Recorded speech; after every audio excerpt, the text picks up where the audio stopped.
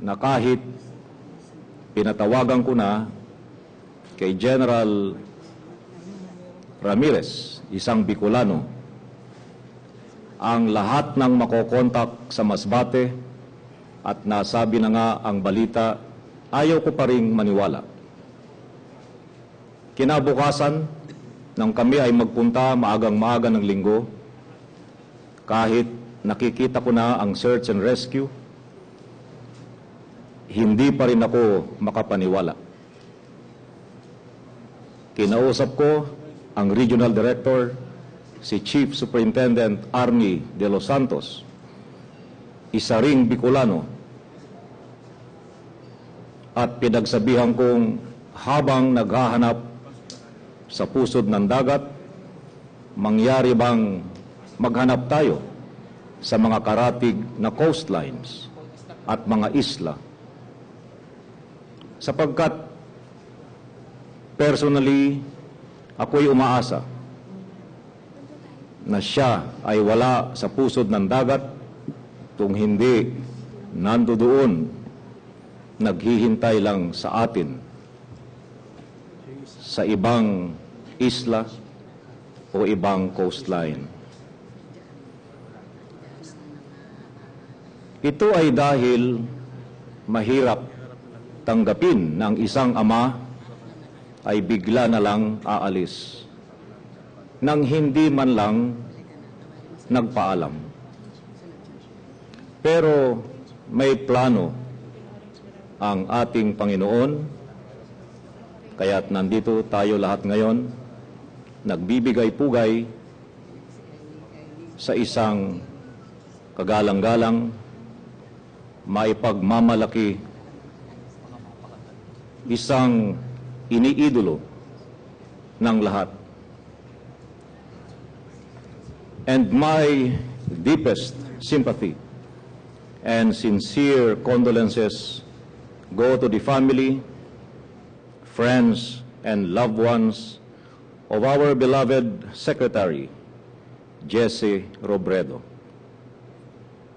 We grieve today the loss of an empowering leader who gave a new meaning to public service, a new face to good governance, and a renewed strength to the advocacy of what Filipinos can do. It gives me hope that his legacy will live on. His stewardship of the DILG made sure that we are strong. He equipped us with virtues and qualities that only a father can give to his children. Only God knows why we lose early good men like Secretary Robredo. And yet, we should rejoice that his passing shall open up opportunities for others to follow his path to good governance, and for us Filipinos to believe that, yes, we can. We lost a man and a father to the PNP.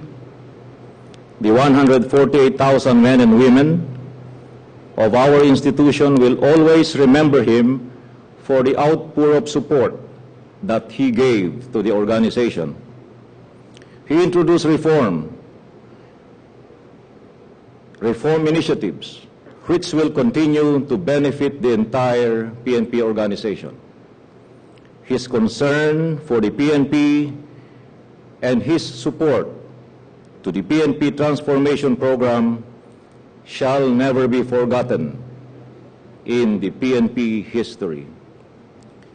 The reforms in the procurement process, the establishment of standard cost estimates on PNP infrastructure projects, the revitalized anti-corruption and anti-cotton campaign, the strengthening of the PNP performance governance system, the financial reforms that increased the budget of PNP field units. This, among his many other contributions to improving the police service, will push us to do better with our duty and mission to serve and protect the Filipino people. Sir Jess, we bid you goodbye with a confidence of the words of Apostle Paul in 2 Timothy 4:7. You have fought the good fight. You have finished the race, and you have kept the faith. The same good fight against corruption we shall continue to fight. The same race in the path of good governance we shall continue to run. And the same faith in God and in what Filipinos can do, we shall continue to keep. We shall carry on in the Philippine National Police. I am sure the Bureau of Fire Protection and the Bureau of Jail Management Penology shall carry on too. Farewell, Sir Jess. Rest well.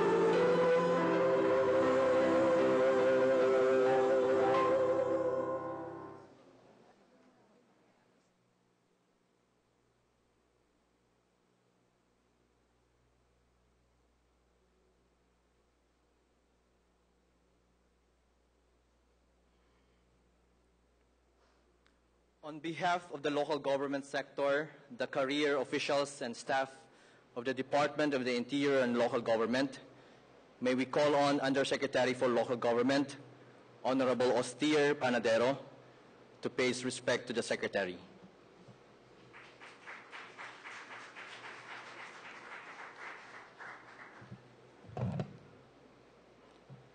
Hindi lahat ng matino ay mahusay at lalo namang hindi lahat ng mahusay ay matino.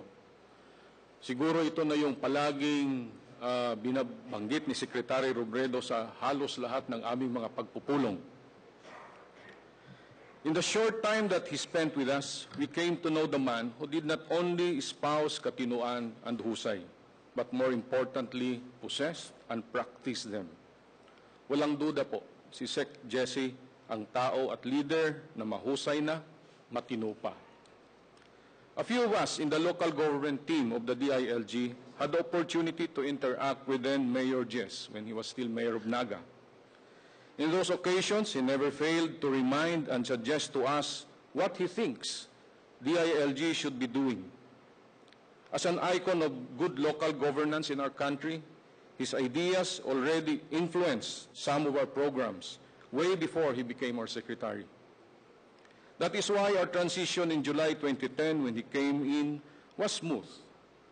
We thought then that we are prepared for him. Pero nagkamali po pala kami. Hindi nagtagal, we all realized hindi pa pala kami talagang handa. Because as a man who never runs out of innovative and excellent ideas to implement the programs of the government, Sec. Jesse made us realize that we still have lots of things to accomplish under his leadership. Working with Sec. Jesse is never a dull moment. The full disclosure policy, the seal of good housekeeping, the performance challenge fund, among others, all came into being because of Sec. Jesse. These programs epitomize what was matino and what was mahusay. These are the programs and projects that are synonymous with the good name and qualities of